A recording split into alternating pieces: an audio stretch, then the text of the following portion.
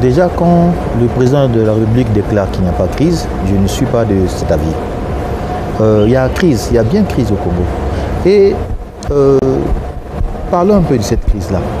Au départ, c'est une crise politique. Cette crise va de la période des élections. Le résultat des élections, vous devez tous le savoir, les résultats ont été contestés par tout le monde. D'ailleurs, pour cette raison, de nombreux personnes sont retrouvés en prison pour avoir contesté les résultats. Et la crise part de là. Et curieusement, les quartiers sud de Brazzaville ont été attaqués par les soi-disant éléments du révérend Toumi le jour de la proclamation des élections. Vous trouvez que c'est déjà un peu flou. C'est déjà une question qui laisse à désirer. On ne comprend pas exactement pourquoi les éléments du révérend Toumi auraient attendu que le jour de la proclamation des élections pour attaquer Brazzaville. Alors qu'il n'était pas, le révérend Toumi n'était même pas candidat aux élections présidentielles lui-même. Il n'était même pas candidat. Et il n'a même pas soutenu ouvertement un candidat. Déjà, ça n'a pas de sens. Et en plus de ça, c'est aussi un peu ambigu. Les milices armées du révérend Toumi attaquent Brazzaville, les quartiers sud de Brazzaville, et hop, ils arrêtent l'attaque et bon, voilà, c'est fini. On leur arrête et ils commencent à dire c'est le président Toumi qui nous a envoyés. C'est trop gratuit. Et le président de la République, qui est garant de la paix, devait donner une explication claire à la population. C'est pas le ministre Mongala vient à la télé, il dit ce qu'il veut dire et hop, c'est fini. Non. Nous méritons des explications claires et fondées. Le président Sassou, il a pris l'initiative d'aller attaquer le pôle. Ça fait 8 mois pratiquement, ou peut-être 7 mois, depuis que la guerre au pôle ne fait que prendre de l'ampleur. Où allons-nous? Où allons-nous? Parce que les gens qui meurent sont des innocents. Il y a des civils qui meurent, il y a aussi des militaires. C'est une crise d'origine politique. Donc la résolution de cette crise-là ne se trouve que dans les solutions politiques. Ce n'est que des solutions politiques qu'il faut pour la crise du pôle. Faire asseoir autour d'une table tous les acteurs politiques du Congo, assis autour d'une table et on discute sur cette issue. C'est un problème très difficile. Il ne faut pas que le président dise qu'il n'y a pas de crise. Les gens meurent. Là, nous comptons des centaines qui meurent. C'est une crise. Et le président ne doit pas prendre ça à la légère. Il y a crise et il y a bien crise. Parce que déjà dans un pays, quand il y a des populations qui se déplacent, qui laissent leur maison, leur village, ils deviennent sinistrés, ils deviennent déplacés. Il y a crise sérieuse, la crise est très sérieuse. On voit de loin l'image que nous avons de cette crise-là, c'est un côté le président Sassou, un côté le révérend Toumi. Donc la crise prend l'ampleur de 2 personnes. Mais si c'est le révérend Toumi qui est en train de causer des problèmes au président Sassou ou à l'État congolais, moi je pense que le temps est arrivé pour que nous soyons sérieux.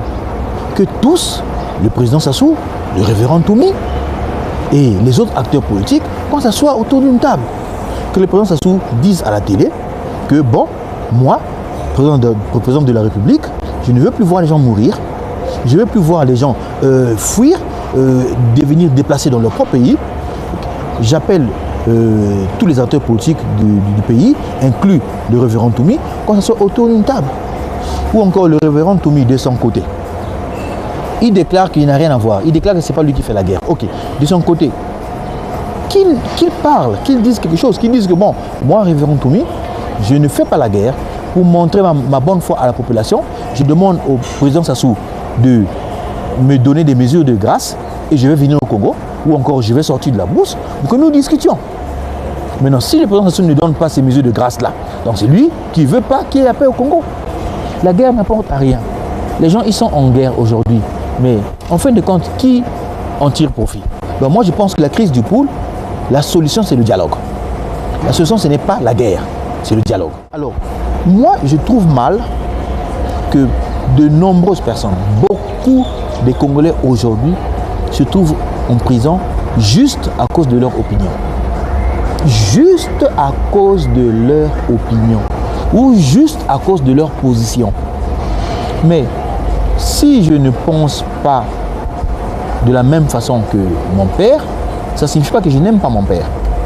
Si je n'ai pas la même position sur une question que mon ami, Ça ne suffit pas que nous arrêtons d'être des amis. Je suis le témoin vivant. Je viens de sortir de la prison. Donc, au Congo, quand vous dites quelque chose qui est contraire à ce qu'eux y pensent, vous êtes un ennemi, on vous met en prison. Et c'est trop gratuit. Nous prenons l'exemple de Kalakala. Nous prenons l'exemple du policier qui venait être torturé. Nous prenons l'exemple de certains même qui sont morts en prison il y a quelque temps. Nous prenons l'exemple de moi-même qui a été mis en prison et resté en prison pour près de 30 jours pour rien.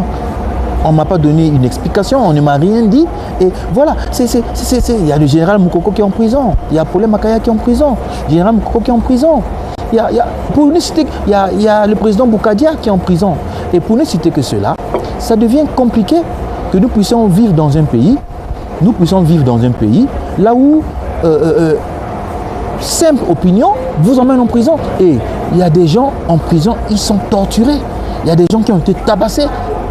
Moi, j'ai reçu à ma résidence, certaines personnes sont venues me voir, qui militent dans mon parti, qui ont été tabassés par les agents de force de l'ordre, sans raison.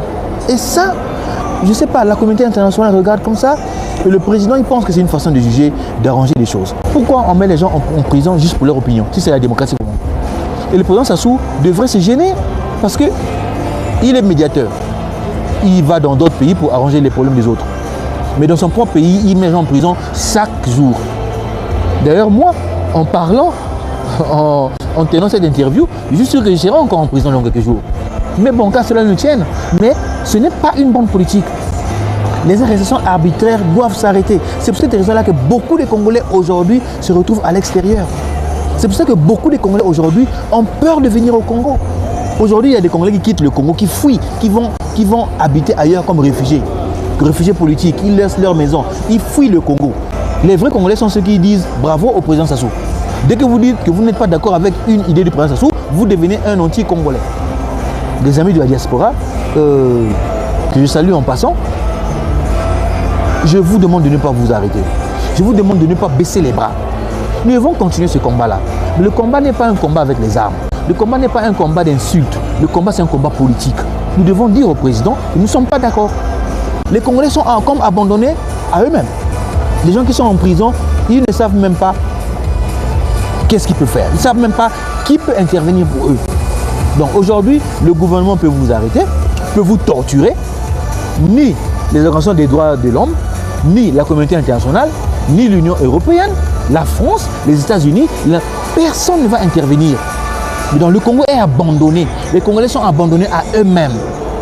C'est pour ça que vous remarquez, les gens quittent le pays, il y a des réfugiés, il y a des exilés. Mais ça devait s'arrêter. La communauté internationale, il est temps qu'elle intervienne. Il est vraiment temps que la communauté internationale intervienne au Congo. Parce que, rappelez-vous, il n'y a pas pire qu'une personne qui n'a plus rien à perdre. Il n'y a pas pire qu'une personne qui n'a plus rien à perdre. Si le Congolais arrive au niveau où il n'a plus rien à perdre, ce qui va arriver, n'accusez pas le peuple congolais. Parce que là, le peuple est en train de souffrir, personne ne le soutient, personne ne défend le peuple congolais. Le peuple congolais est en train de souffrir en ce moment, personne ne le soutient, personne ne lui défend. Mais quand son verre sera plein, quand le peuple verra qu'il n'y a plus rien à perdre, bon, et là, la communauté internationale, nous vous tiendrons responsables.